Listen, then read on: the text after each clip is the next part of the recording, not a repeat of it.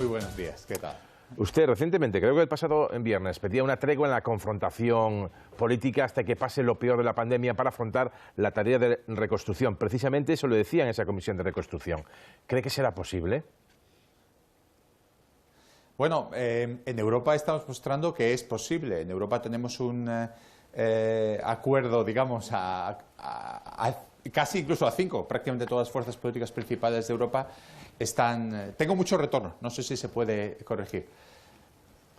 Pues vamos a intentar, a lo mejor es que le llega con un poco de retardo y con bastante potencia, sí, a lo posible. mejor vamos a ver si lo conseguimos ecualizar. Y también a ver si es posible ecualizar el nivel de decibelios de la política española. Le preguntaba por eso, usted decía, en Europa es posible. ¿Será posible en España bajar un poco el ruido, los exabruptos y llegar a algún tipo de acuerdo? A mí me gustaría pensar que sí. En Europa somos realmente los mismos actores los que estamos trabajando, el Partido Socialista, el Partido Popular, Ciudadanos, incluso más allá, y estamos consiguiendo esos acuerdos, estamos consiguiendo encajar los diferentes intereses. Por ejemplo, el plan de recuperación se votó en el Parlamento Europeo con 505 de los 700 votos, 5 grupos políticos a favor, y a mí me gustaría pensar que lo mismo es posible a nivel nacional. ¿Por qué no?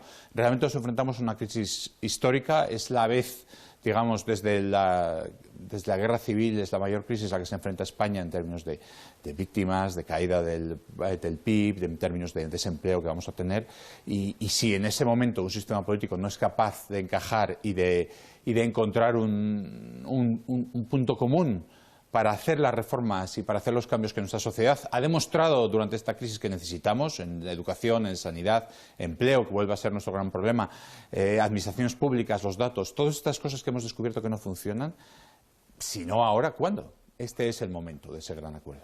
¿Y qué se puede acordar entre gobierno y oposición en el momento actual? Yo en la Comisión de Reconstrucción planteaba un plan con 5 puntos en el que realmente tratemos de evitar los temas cuña, los temas que nos dividan. Los temas cuña son aquellos temas que los partidos usan un poco para hacer saltar el consenso y para enfrentar, ¿no? Esos temas yo proponía ponerlos aparte durante 6 meses, no hablar de todos estos temas que nos enfrentan y durante 6 meses buscar estos temas en los que creo que debería haber consensos amplios. Por ejemplo, igualdad de oportunidades en educación. Se ha disparado la desigualdad durante toda esta crisis porque sabemos que los niños con mayores ingresos pues tienen acceso a Internet, tienen acceso a iPads, etcétera, la brecha digital, mientras que hay niños que no han podido tener educación a distancia durante estos meses. Esta desigualdad de oportunidades es una constante de nuestro sistema educativo y se está convirtiendo en algo aún más grave durante estos meses. Ese sería un punto en el que todo el sistema político español debería estar de acuerdo. Por ejemplo, todos los niños deberían tener acceso a un iPad, toda España debe tener acceso a banda ancha y tenemos que hacer las inversiones necesarias para que si otra vez vuelve a pasar algo así, todo el mundo tenga acceso a la igualdad de oportunidades educativas. Pero mucho más allá de eso, hemos visto problemas en empleo, hemos visto problemas en sanidad que perfectamente el diagnóstico puede coincidir y perfectamente nos podemos poner de acuerdo. Creo que no debería haber problema al respecto si realmente se mirara con objetividad. Y de hecho, todos los grupos políticos cuando intervinieron después de mi intervención tuvieron acuerdo sobre la mayor parte de los temas en los que elaboré esa necesidad de pacto. ¿Y qué enseñanzas o propuestas o qué tipo de sugerencias nos deja esta crisis, la reflexión crítica de esta crisis? ¿Son más de corte liberal, neoliberal o socialdemócratas? Porque hasta el Fondo Monetario Internacional alababa en cierta medida las medidas como el ingreso mínimo vital, que siempre se ha considerado algo de tono más socialdemócrata que liberal. Bueno, vamos a ver, siempre en cualquier situación en la que necesita toda la sociedad actuar de forma conjunta, como una crisis sanitaria, como una guerra, etcétera, necesitamos una dirección central. Eso no hay duda y eso no quiere decir que cuando no se acabe la crisis volvamos a la misma situación en la que el Estado de Derecho y el equilibrio entre el mercado y el Estado y la sociedad, ese equilibrio entre esos 3 elementos vuelva. Pero sí es cierto que algunas cosas que nos ha mostrado la crisis requieren que desde la Administración central se tomen medidas y desde las administraciones autonómicas para remediar ciertas desigualdades de oportunidades que hemos visto y para remediar, digamos, reacciones muy poco decididas de algunas partes de nuestra administración. Y en particular creo que el sistema sanitario ha demostrado que nuestros profesionales son muy buenos, que tenemos capital humano, que tenemos sanitarios, enfermeros y enfermeras, médicos, etcétera, pero que nos falta capacidad de gestión y capacidad de gestión de datos. En el mundo se habla del Big Data. En España el small data, digamos el data pequeño de sumar número de fallecidos, número de contagiados, nos está superando, ¿no? En ese sentido hay mucho que hacer ahí. Ese nivel de inversión del que va a ser posible que disponga España gracias a las ayudas europeas, 140.000 millones, gran parte, más de la mitad, a fondo perdido, las otras con créditos blandos o a devolver en casi 10 años. Ese nivel de inversión, 140.000 millones, en su opinión, ¿cómo tendría que afrontarse desde el Gobierno de España? Sí, realmente esa es la gran oportunidad, ¿verdad? Europa, todas estas carencias que estamos observando, nosotros no tendríamos recursos para enfrentarnos a ello. Pero Europa nos está poniendo encima de la mesa una oportunidad de oro. Nos está diciendo, presentadme un plan de reformas, presentadme un plan de reconstrucción y se financiará desde Europa. Entonces, realmente esa es la gran oportunidad de hacer las reformas y las transformaciones que nuestro país tantísimo necesita.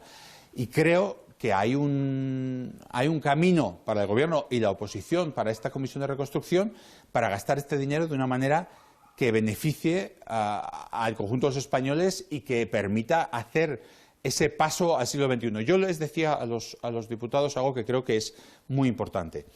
Alcoa y Nissan nos demuestra que la reconfiguración de la economía global no necesariamente va a beneficiar a España, que perfectamente se reconfigura la economía global y nos deja fuera si no creamos la confianza en nuestras instituciones, en nuestra economía, etcétera, que necesitamos.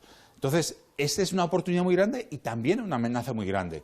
Si España no tiene este clima de consenso y no genera esta confianza de que sabemos hacia dónde vamos y tenemos claro cómo vamos a gastar este dinero para hacer esas reformas que nos hacen falta, quizás nos podemos encontrar con que el siglo XXI nos deja de lado.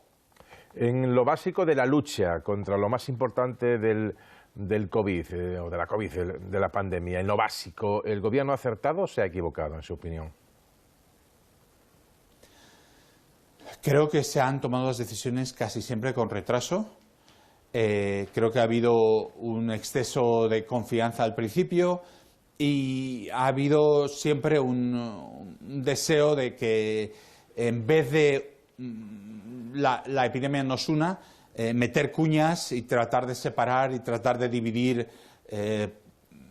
Creo que eso ha sido un error. Creo que si el Gobierno se hubiera sentado en la mesa desde el primer día, hubiera hecho un acuerdo amplio sobre cómo vamos a ir tomando estas medidas, hubiera estado informando constantemente a la oposición, creo que hubiéramos evitado muchos de los problemas a los que nos hemos enfrentado, en particular la división me parece gravísima. Creo que España es única o es uno de los pocos países en Europa, fuera de Europa, fuera de la Unión Europea, tenemos el Reino Unido y Estados Unidos y también Brasil y México en los que sucede lo mismo, en las que se produce este enfrentamiento, este intento de politización de cada decisión, cada paso que se da. Y creo que esto está siendo muy, muy costoso para España, porque realmente necesitamos poder enfrentarnos a todo esto unidos. Y creo que ahí el Gobierno tiene una responsabilidad importante al no tratar, y no creo que la tenga solo el Gobierno, que quede claro, pero creo que el Gobierno tiene una responsabilidad importante al no tratar de bajar el tono dialéctico, al no tratar de buscar ese consenso continuamente desde el primer día. ¿Cree que se hace más hincapié en el ruido en el Gobierno que en lo que escuchamos también de la oposición? Creo que en todas partes se está haciendo en España demasiado hincapié en el ruido. Creo que en un momento tan trágico, tan duro para nuestro país, económicamente, sanitariamente, etcétera, el estar con estas cosas con las que estamos, las noticias de portada son siempre políticas. Es curioso, o sea, no es cómo nos enfrentamos a este problema, cómo y hablan los expertos, etcétera. Siempre son las mismas luchas políticas que llevamos viendo años, ¿no?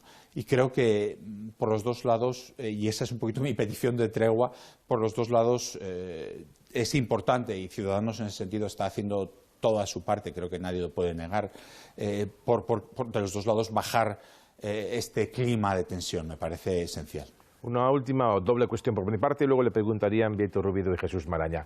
Le tengo que preguntar, como cargo de Ciudadanos, por la situación interna en la Comunidad de Madrid entre PP y Ciudadanos, los socios de gobierno. ¿Cómo asiste a este conflicto duro ya entre consejerías de distinto signo? El origen estuvo en las residencias de Madrid, no se ha hecho todo lo bien que había que hacerlo, es necesario más control de lo público en las residencias, como ve también la derivada política dentro de los dos partidos en la Comunidad de Madrid.